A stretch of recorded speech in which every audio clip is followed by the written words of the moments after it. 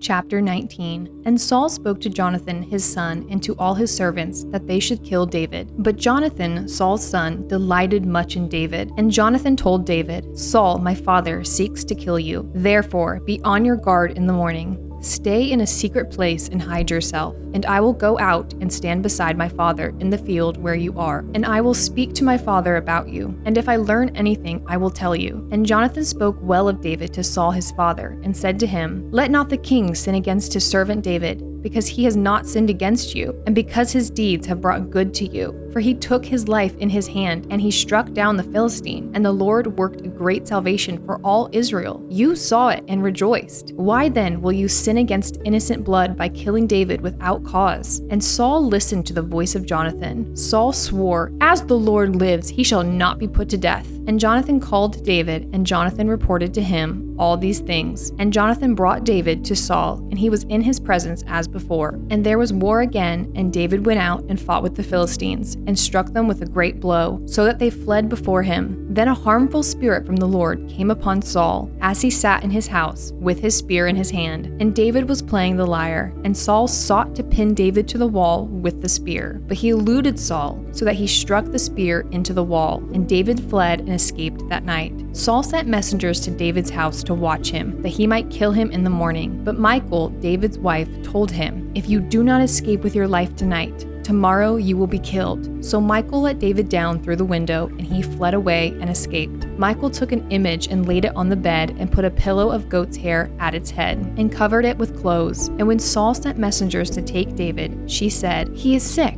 Then Saul sent the messengers to see David, saying, Bring him up to me in the bed, that I may kill him. And when the messengers came in, behold, the image was in the bed, with the pillow of goat's hair at its head. Saul said to Michal, Why have you deceived me thus, and let my enemy go, so that he has escaped? And Michal answered Saul, He said to me, Let me go. Why should I kill you? Now David fled and escaped, and he came to Samuel at Ramah, and told him all that Saul had done to him. And he and Samuel went and lived at Niah. And it was told Saul, Behold, David is at Niah in Ramah. Then Saul sent messengers to take David, and when they saw the company of the prophets prophesying, and Samuel standing as head over them, the Spirit of God came upon the messengers of Saul, and they also prophesied. When it was told Saul, he sent other messengers, and they also prophesied. And Saul sent messengers again the third time, and they also prophesied. Then he himself went to Ramah, and came to the great well that is in Seku. And he asked, Where are Samuel and David? And one said, Behold, they are at Niah in Ramah. And he went there to Niah in Ramah, and the Spirit of God came upon him also. And as he went, he prophesied until he came to Niah in Ramah. And he too stripped off his clothes, and he too prophesied before Samuel, and lay naked all that day and all that night. Thus it is said, Is Saul also among the prophets?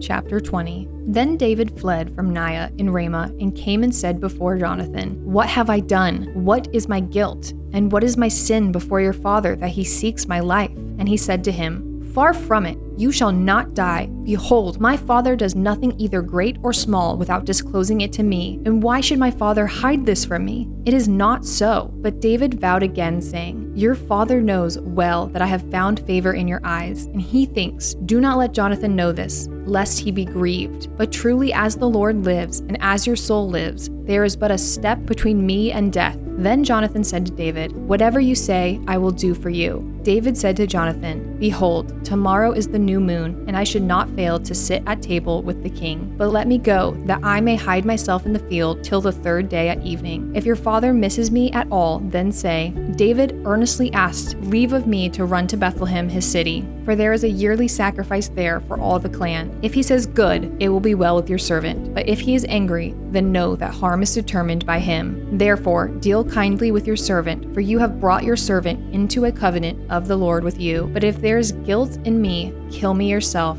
For why should you bring me to your father? And Jonathan said, Far be it from you. If I knew that it was determined by my father that harm should come to you, would I not tell you? Then David said to Jonathan, Who will tell me if your father answers you roughly? And Jonathan said to David, Come, let us go out into the field. So they both went out into the field. And Jonathan said to David, The Lord, the God of Israel, be witness. When I have sounded out my father about this time tomorrow, or the third day, behold, if he is well disposed towards David, shall I not then send and disclose it to you? But should it please my father to do you harm, the Lord do so to Jonathan, and more also, if I do not disclose it to you, and send you away, that you may go in safety. May the Lord be with you, as he has been with my father. If I am still alive, show me the steadfast love of the Lord, that I may not die, and do not cut off your steadfast love from my house forever, when the Lord cuts off every one of the enemies of David from the face of the earth. And Jonathan made a covenant with the house of David, saying, May the Lord take vengeance on David's enemies. And Jonathan made David swear again by his love for him, for he loved him as he loved his own soul. Then Jonathan said to him, Tomorrow is the new moon, and you will be missed, because your seat will be empty. On the third day, go down quickly to the place where you hid yourself when the matter was in hand, and remain beside the stone heap. And I will shoot 3 arrows to the side of it, as though I shot at a mark. And behold, I will send the boy, saying, Go find the arrows. If I say to the boy, Look, the arrows are on this side of you, take them. Then you are to come, for as the Lord lives, it is safe for you, and there is no danger. But if I say to the youth, Look, the arrows are beyond you, then go, for the Lord has sent you away. And as for the matter of which you and I have spoken, behold, the Lord is between you and me forever. So David hid himself in the field, and when the new moon came, the king sat down to eat food. The king sat on his seat as other times, on the seat by the wall. Jonathan sat opposite, and Abner sat by Saul's side. But David's place was empty. Yet Saul did not say anything that day, for he thought, Something has happened to him. He is not clean. Surely he is not clean. But on the second day, the day after the new moon, David's place was empty. And Saul said to Jonathan his son, Why has not the son of Jesse come to the meal, either yesterday or today? Jonathan answered Saul, David earnestly asked leave of me to go to Bethlehem. He said, Let me go, for our clan holds a sacrifice in the city, and my brother has commanded me to be there. So now, if I have found favor in your eyes, let me get away and see my brothers. For this reason he has not come to the king's table. Then Saul's anger was kindled against Jonathan, and he said to him, You son of a perverse, rebellious woman, do I not know that you have chosen the son of Jesse to your own shame and to the shame of your mother's nakedness? For as long as the son of Jesse lives on the earth, neither you nor your kingdom shall be established. Therefore send and bring him to me, for he shall surely die. Then Jonathan answered Saul his father, Why should he be put to death? What has he done? But Saul hurled his spear at him to strike him. So Jonathan knew that his father was determined to put David to death. And Jonathan rose from the table in fierce anger and ate no food the second day of the month, for he was grieved for David because his father had disgraced him. In the morning, Jonathan went out into the field to the appointment with David, and with him a little boy. And he said to his boy, Run and find the arrows that I shoot. As the boy ran, he shot an arrow beyond him. And when the boy came to the place of the arrow that Jonathan had shot, Jonathan called after the boy and said, Is not the arrow beyond you? And Jonathan called after the boy, Hurry, be quick. Do not stay. So Jonathan's boy gathered up the arrows and came to his master. But the boy knew nothing. Only Jonathan and David knew the matter. And Jonathan gave his weapons to his boy and said to him, Go and carry them to the city. And as soon as the boy had gone, David rose from beyond the stone heap and fell on his face to the ground and bowed 3 times. And they kissed one another and wept with one another, David weeping the most. Then Jonathan said to David, Go in peace, because we have sworn, both of us, in the name of the Lord, saying, The Lord shall be between me and you, and between my offspring and your offspring forever. And he rose and departed, and Jonathan went into the city.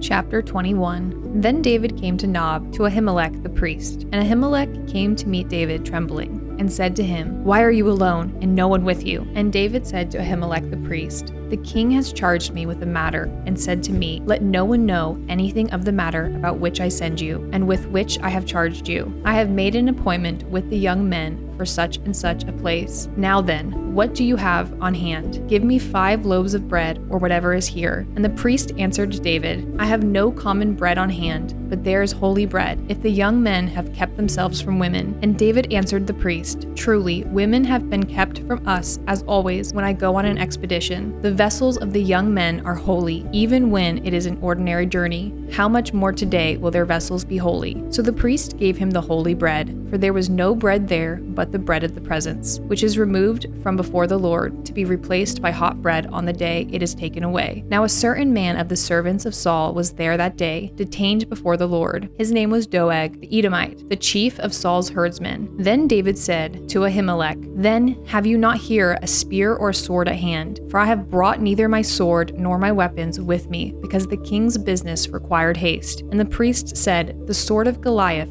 the Philistine, whom you struck down in the valley of Elah, behold, it is here wrapped in a cloth behind the ephod. If you will take that, take it, for there is none but that here. And David said, There is none like that. Give it to me. And David rose and fled that day from Saul, and went to Achish the king of Gath. And the servants of Achish said to him, Is not this David the king of the land? Did they not sing to one another of him in dances? Saul has struck down his thousands, and David his 10,000s. And David took these words to heart, and was much afraid of Achish the king of Gath. So he changed his behavior before them, and pretended to be insane in their hands, and made marks on the doors of the gate, and let his spittle run down his beard. Then Achish said to his servants, Behold, you see the man is mad. Why then have you brought him to me? Do I lack madmen, that you have brought this fellow to behave as a madman in my presence? Shall this fellow come into my house?